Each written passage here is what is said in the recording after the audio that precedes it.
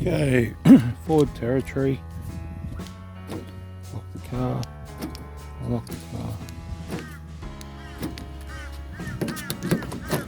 So this one's had ICC changed, BEM changed.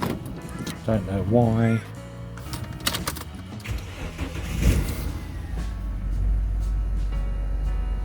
But it still says code, so that's not supposed to happen. But the other ICC is in the back seat.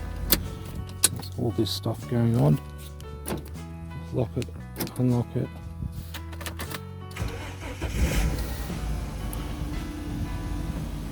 So there we have it, all done.